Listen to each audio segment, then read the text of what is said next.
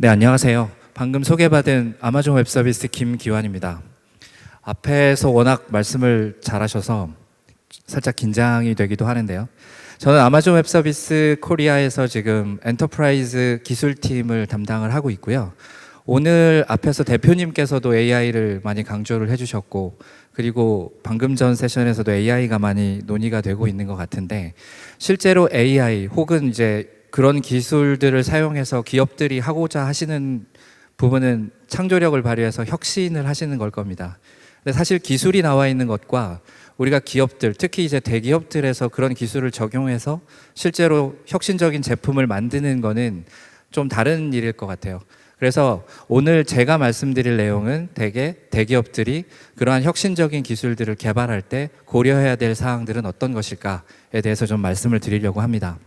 요즘 그 많은 대기업들에서 디지털 부서를 신설을 하면서 ABCD를 잘해야 된다라고 말씀들을 하시더라고요. 그래서 ABCD가 AI고 블록체인이고 클라우드고 디지털입니다.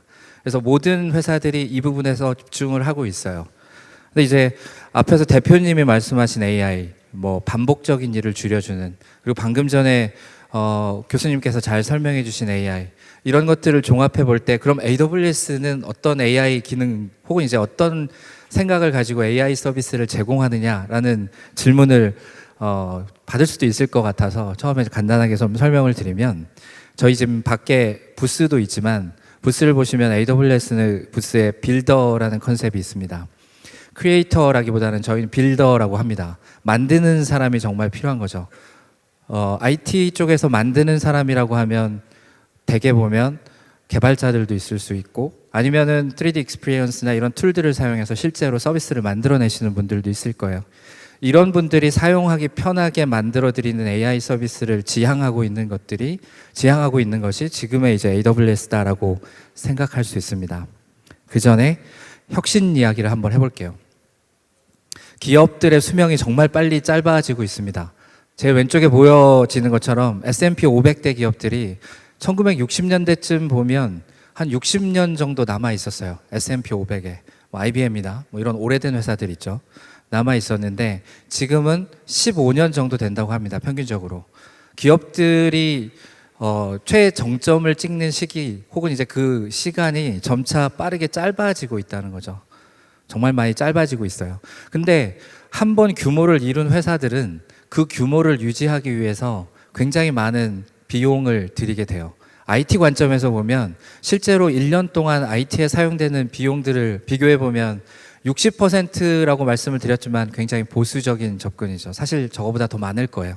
굉장히 많은 비용이 지금 있는 인프라스트럭처를 운영하는 데 사용을 하고 계세요. 뭔가 새로운 걸 한다. 아까 나왔던 AI나 머신러닝을 이용해서 새로운 시도를 하는데 예산을 분배하기가 쉽지 않은 상황인 거죠.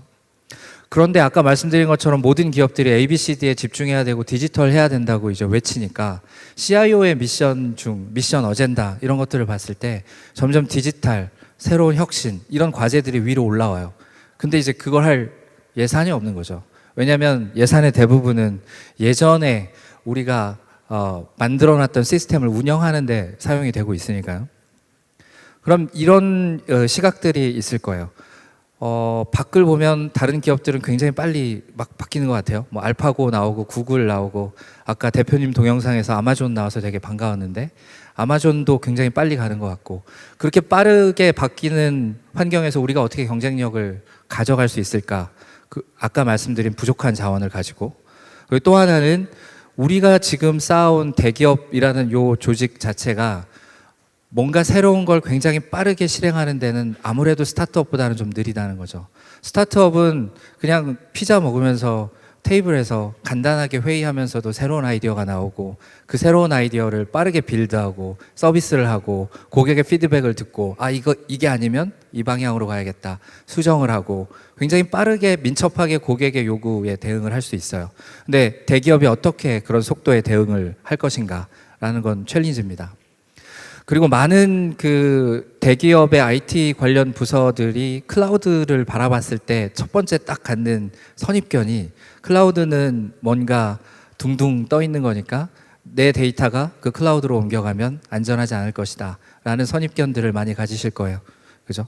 그런데 실상은 지금 굉장히 빠르게 기술이 바뀌고 있고 뭐 해킹이라든지 혹은 이제 저런 다양한 방법의 그 정보를 취득하려는 노력들에 AI가 또 적용이 되고 있어요. 그럼 밖에서는 굉장히 빠르게 보안 위협들이 새로운 양상으로 바뀌고 있다는 거죠. 근데 우리는 예전 방식으로 방화벽 두고 그리고 뭐 디도스 그 대응하는 장비를 두고 전통적인 방향으로 물리적으로 바운더리를 막는 정책을 가져가고 있다는 거죠. 그게 과연 클라우드에 올바를까? 그죠? 미국에서 미국 정부라든지 CIA 및 기타 정부 기관들이 왜 클라우드를 활용을 할까? 그 사람들이 보안이 중요하지 않은 회사들이 아닌데 이런 것들이 굉장히 많은 시사점을 제공할 수 있을 겁니다. 크게 세 가지로 말씀을 드릴 거고요. 우리 회사를 어떻게 차별화할 것인가? 혁신을 어떻게 가속할 것인가에 대한 부분, 그리고 속도를 어떻게 얻을 것인가, 그러면서 리스크는 어떻게 줄여갈 수 있을 것인가에 대한 관점에서 오늘 설명을 드리도록 할게요. 지금 보시면 왼쪽에 있는 친구들은 그 공통점이 하나 있는데, 물론 이제 넷플릭스가 원래 생긴 건 좀 오래되긴 했지만 넷플릭스가 지금 같은 비디오 스트리밍 서비스를 시작한 시기가 한 10년 정도 됩니다. 에어비앤비, 우버, 넷플릭스 대개 10년 정도 됐어요. 근데 에어비앤비의 시가총액이 이미 힐튼 그룹보다도 큽니다. 그죠? 그리고 하루에 예약되는 방 수로 비교를 하면 어마어마하죠. 차이가 엄청납니다. 우버 마찬가지입니다. 우버가 포드 그룹보다도 기업 가치가 지금 현재 더 높아요. 10년 만에 그 순서가 바뀌고 있다는 거죠. 넷플릭스 마찬가지입니다. 잘 아실 거예요. 그죠? 그 넷플릭스 옆에 있는 디즈니가 있는데, 디즈니 같은 경우에는 그래서 넷플릭스에 대항하기 위해서 여러 회사들을 인수해서 M&A를 통해서든 아니면 넷플릭스에 대응하는 새로운 비디오 스트리밍 서비스를 내년에 내놓겠다고 또 선언을 하기도 했죠. 따라가려고 노력을 하고 있습니다. 삼성전자도 마찬가지죠. 제가 본 기업 중에 삼성전자처럼 혁신에 목을 매는 회사도 없는 것 같아요. 굉장히 빠른 속도로 움직이려고 하고 있고, GE도 마찬가지입니다. 근데 이 6개의 회사의 공통점은 전부 AWS를 굉장히 많이 쓰는 기업이라는 겁니다. 삼성전자 같은 경우 보면 여러분 사용하시는 갤럭시 핸드폰에서 사진을 찍거나 메시지를 보내거나 모든 정보가 클라우드에 저장된다고 알고 계실 거예요. 그죠? 그 S클라우드가 AWS 위에서 처리가 되고 있습니다. 근데 그걸 만약에 삼성전자가 직접 만든다고 생각을 해보시죠. 지금 모르긴 몰라도 하루에 쌓이는 데이터가 페타바이트 다닐 거예요. 왜냐하면 전 세계에서 사진을 찍고 메시지를 보내고 뭔가를 하고 계시니까요. 하루에 페타바이트 이상 생기는 데이터를 저장할 수 있는 그 데이터 저장소를 만들어야 되고, 그 데이터를 주고받을 수 있는 컴퓨팅 파워가 필요하니까 서버도 설치해야 되고, 굉장히 많은 일들을 해야 될 거예요. 그 일이 더 클 겁니다. 갤럭시 핸드폰을 개발하는 것보다 그 일이 더 클 거예요. 그러면 삼성전자 입장에서는 어떤 게 그분들의 본업일까를 한번 생각해 볼 필요가 있습니다. 우리가 그 서비스를 하기 위해서 IT 자원을 만들고 우리가 다 해야 되는가? 우리의 본업인가? 라는 이제 고민이 생기게 되는 거죠. 디즈니도 마찬가지예요. 사실 이제 3D 익스피리언스나 여러분들이 하시는 일하고 좀 비슷할 수도 있는데, 디즈니가 새로운 애니메이션을 만들면 요새 극장에서 사용되는 애니메이션이 보통 10K, 15K 이 정도 해상도를 가지고 있습니다. 그런데 계속 새로운 그 렌더링을 끊임없이 해야 되잖아요. 좋은 제품을 혹은 이제 좋은 그 애니메이션을 시장에 내놓기 위해서. 그럴 때 필요한 8,000코어, 10,000코어 이런 수많은 서버들을 우리가 설치하고 관리하고 장애나면 대응하고 이걸 해야 되는가? 디즈니의 본업은 컨텐츠를 만드는 건데, 그죠? 그렇게 생각해 볼 수 있습니다. 국내의 대기업들도 비슷한 생각을 요새는 많이 하고 계세요. 방금 전에 삼성전자 말씀드렸고, 금융회사들조차, 아까 보안에 대해서도 잠깐 말씀드렸는데, 금융회사들조차 점점 그 클라우드의 사용폭을 넓히고 있습니다. KBS 같은 경우에 지난달에 그분들이 가지고 있는 대고객 서비스를 전부 AWS로 마이그레이션을 하셨어요. 그러니까 서버를 관리하고 인프라스트럭처를 관리하고 네트워크를 관리하고 이건 더 이상 이제 우리 일이 아니다라고 대기업들도 생각하기 시작을 하시는 거죠. 우리의 차별화, 우리 회사의 강점, 여기에 이제 집중을 하자는 이야기입니다. 자원들의 대부분을 우리가 새로 하려는, 우리가 정말 집중하고 싶은 그런 곳에 이제 사용을 해야 된다는 거죠. 오른쪽에 3M의 케이스가 나와 있는데, 우리는 데이터 분석을 하는 사람이지 IT를 하는 사람이 아니라는 거예요. 데이터 분석을 하기 위해서 IT 부서에 가서 사정을 해야 되고, 그죠? IT 부서가 데이터 분석을 위해서 하둡 클러스터를 이렇게 만들어줬는데 그 하둡 클러스터를 우리가 좀 더 많이 쓰면 안 될까? 이거를 그 데이터를 분석하시는 분들이 IT 팀에 요구하는 상황이 올바른 상황이냐는 겁니다. 데이터 분석을 원하시는 분들은 언제든 얼마나 큰 데이터가 됐든 분석할 수 있는 환경을 가지셔야 혁신을 가속화할 수 있겠죠. 잭 베조스의 사진이 나왔는데 이분이 하신 말씀 중에 이런 말이 있어요. 정말 이노베이션을 위해서 중요한 건 어떻게 다른 사람들이 혁신할 수 있는 그런 틀을 만들어 줄 건가에 대한 문제입니다. 오늘 이제 뭐 다수 시스템의 여러 제품들도 마찬가지일 거예요. 그 혁신을 하시는 그 속도를 가속화해 드리는 모든 고객분들이 빠르게 혁신하실 수 있도록 그 툴을 제공을 해 드리는 거죠. 여러분들이 다 그 툴을 처음부터 만드실 거 아니잖아요. 그죠? 마찬가지 방법으로 AWS가 접근하는 것도 같은 방식입니다. AWS가 제공하는 수많은 서비스들은 여러분들이 비즈니스 애플리케이션들을 굉장히 빠르게 만들고 새로운 실험들을 하시고 여기에 도움이 되는 도구들이에요. 그 실험을 굉장히 빨리 해야 되고 실패의 비용도 낮춰야 되는 거죠. 하버드 비즈니스 리뷰에서 나온 유명한 기사이기도 하지만 85%의 스타트업은 실패한다고 해요. 15%의 스타트업만이 성공을 하는 거죠. 근데 다시 돌이켜보면 엔터프라이즈 기업들에서 시도하는 새로운 프로젝트의 85%도 실패합니다. 그죠? 그 실패를 하는데 그 실패의 비용을 어떻게 낮출 거냐, 횟수를 어떻게 늘릴 거냐, 횟수를 늘리다 보면 15%가 나오는 거니까요. 거기에 이제 집중을 해야 된다는 거죠. 그래서 저희의 AI의 모토는 모든 디벨로퍼들이 손쉽게 쓸 수 있는 AI. 이게 이제 아마존 웹 서비스가 고객분들한테 드리는 AI의 가장 큰 키워드일 거예요. 아까 그 이야기가 나왔지만 AI를 하려는 사람들이 도커 컨테이너를 이해하고 주피터 노트북을 설치하는 방법을 익혀야 되고 거기에 파이썬 익히고 수많은 라이브러리들 익히고 이것보다는 가장 쉽게 시작할 수 있는 스켈레톤부터 시작해서 우리가 원하는 학습에 맞는 파라미터들이 자동으로 튜닝되는 그런 형태의 AI 환경 혹은 개발 환경 이런 것들을 제공해 드리는 게 AWS의 목표입니다. 결국 여러분들의 혁신을 가속시키는 걸 도와드리는 역할을 하겠다는 거죠. 그런 맥락에서 스피드를 늘리기 위해서 이런 컴포넌트들을 우리가 직접 만들 필요가 없어요. 왜 IoT 플랫폼을 만들기 위해서 IoT 소프트웨어 담당자 부르고 하드웨어 담당자 부르고 우리의 IoT 플랫폼은 이 방향으로 가야 돼. 이거를 고민하고 계신다는 거죠. 근데 AWS의 서비스 라인업을 보시면 이미 IoT에 대한 서비스들이 있고 모든 디바이스들이 안전하게 암호화된 세션으로 IoT 백본에 붙을 수 있는 서비스가 나와 있고 그 IoT 디바이스들로부터 들어오는 모든 데이터들을 쉽게 분석할 수 있는 빅데이터 툴들도 이미 나와 있습니다.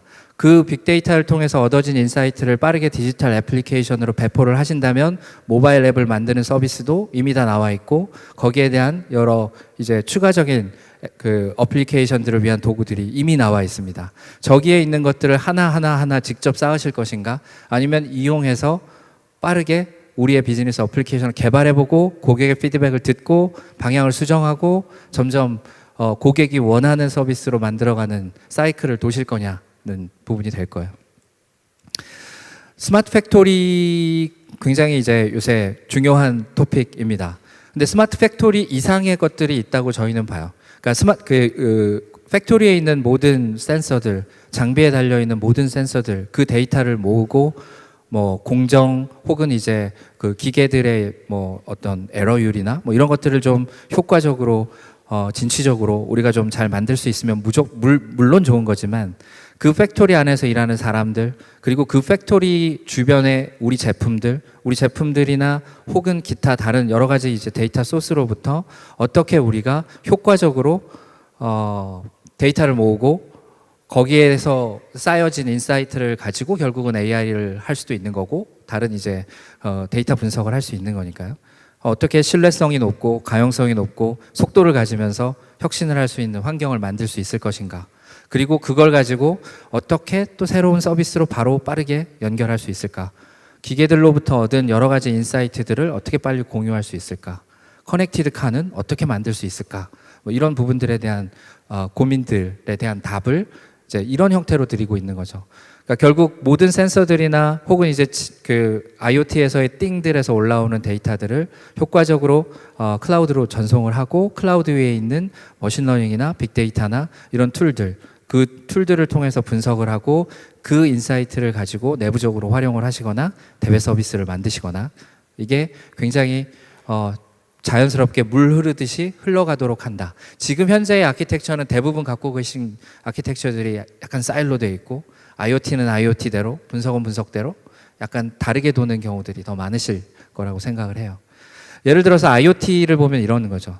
띵들이 있고 클라우드가 있고 인텔리전스가 있다면 그냥 우리는 클라우드에서 제공하는 IoT 플랫폼을 이용하고 클라우드에서 제공하는 분석 툴들을 이용하는 그림으로 그리면 이렇게 우리가 해야 될 일이 굉장히 단순해질 수 있습니다. 클라우드에서 지금 제공되는 IoT 플랫폼을 우리가 직접 만들고 인텔리전스에서 제공되는 머신러닝이나 분석에 대한 서비스나 이런 것들을 우리가 직접 만들 필요가 없다는 거죠. 그러면서 리스크를 낮춰가야 됩니다. 예전에는 이랬어요. 빨리 가는 것과 안전하게 가는 거는 양립할 수 없는 거라는 생각들을 많이 가지고 계세요. 대부분 회사의 정보보호팀은 잠깐 한 달만 더 줘. 우리 어떤 위협이 있을지 모르니 조금 더 살펴봐야겠어. 이런 접근이 굉장히 사실 타당한 접근이기도 하죠. 근데 우리가 지금 원하는 거는 빠르게 가면서도 시큐어하게 있어야 된다는 거죠. 그럼 어떻게 안전하게 갈 수 있을까?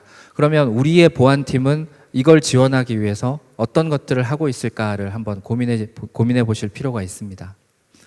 근데 클라우드 서비스 사업자들, 사실은 AWS 말고도 많은 사업자들이 있는데 이 사업 모델의 가장 큰 특징은 만약에 보안적인 위협이 어느 작은 하나의 스타트업에서 AWS를 쓰는 예를 들어서 그 스타트업에서 발생한다고 해도 그 사업은 지속 가능한 사업이 아닙니다. 그러면 다른 어떤 IT 벤더 혹은 이제 다른 어떤 회사들보다도 보안에 많은 투자를 하고 그 고객분들의 데이터를 안전하게 보관할 수 있는 많은 서비스들을 만들어서 제공을 해드리고 있어요. 여러분들 ISO 27001, ISMS 다양한 인증 받으시겠지만 AWS는 50개 이상의 보안 인증을 항상 받고 있고요. 그리고 AWS 보안팀과 협업이라고 되어 있는데 클라우드 상에서 디도스에 대한 미티게이션이라든지 아니면 알려진 침투 방법으로 우리 자원들에 대한 침투 위협들이 들어오는 것들은 저희의 디도스 대응팀이나 저희의 이제 팀들이 항상 모니터링을 하고 있고 추가로 여러분들의 자원을 클라우드에 쓰시고 관제를 예를 들어서 다소도 저희 파트너지만 안랩이나 SK인포색이나 SDS나 이런 저희 보안 파트너들과 같이 보안 관제를 하실 수도 있습니다. 그래서 지금 그 데이터 센터 안에서 가지고 계신 그런 보안에 대한 정책들보다 훨씬 더 많은 옵션과 훨씬 더 많은 암호화 기능과 그런 기능들을 제공해드리고 있다. 이렇게 생각하시면 될 것 같고요. 아까도 잠깐 말씀드렸지만 금융이나 국방 혹은 이제 아까 CIA 이런 말씀들도 드렸지만 그런 이제 미국의 보안 기관들도 클라우드를 사용을 하거든요. 그래서 그런 분들이 왜 클라우드를 사용할까도 한번 고민해 보시면 좋을 것 같습니다. 다소 시스템 행사하니까 제가 또 인터넷을 좀 찾아봤어요. 찾아보다 보니까 저런 말씀을 하셨더라고요. 결국 다소 시스템이 이제 클라우드 쪽에서 서비스를 제공하시는 것은 굉장히 여러 가지 의미가 있을 거예요. 고객분들이 항상 우리가 원하는 시간에 원하는 양의 그런 이제 서비스를 원하시기 때문에 클라우드가 그런 이제 최적의 조합이 될 수 있습니다. 근데 이제 그런 클라우드를 선정하는 조건으로 보면 성능이나 보안 측면에서 가장 탁월한 서비스를 제공하는 업체와 같이 하겠다라는 말씀을 하셨더라고요. 그래서 AWS 위에서 다소의 3D 익스피리언스가 돌아가는데 그런 의미는 다시 한번 생각해 보시면 용량에 대한 제한이 없어진다. 혹은 접근하는 장소에 대한 제약이 없어진다. 그러면 보안은 아까 말씀드린 것처럼 기존에 우리가 가지고 있는 데이터 센터에서 하는 것보다 훨씬 더 많은 사람들이 훨씬 더 많은 시간을 들여서 훨씬 더 많은 고객들과의 경험을 반영한 그런 보안 시스템을 사용한다. 이렇게 생각하실 수 있을 것 같아요. 저희가 요새 많이 드리는 말씀이기도 한데 이제 클라우드 컴퓨팅은 뉴 노멀이라고 불러요. 새로운 표준이 되었다. 모든 고객들이 특히 클라우드를 한 번, 두 번 접해보신 고객들은 새로운 프로젝트를 생각하시면 먼저 클라우드에서 한번 이런 생각들을 하시게 됩니다. 클라우드 퍼스트로 생각을 하시는 거죠. 물론 그렇게 클라우드에서 개발된 중요한 서비스들을 어떤 형태로 관리하는지는 그 후에 생각하셔도 되는 거죠. 일단 서비스를 성공하시도록 만들어내는 게 굉장히 중요할 겁니다. 클라우드의 특징은 어쨌든 우리가 쓰는 만큼 지불하고 안 쓰면 과금이 되지 않고 언제든지 중단할 수 있고 모든 인프라스트럭처를 삭제할 수 있다는 게 강점이니까요. 오늘 제가 드릴 말씀은 여기까지고요. 긴 시간 들어주셔서 감사합니다.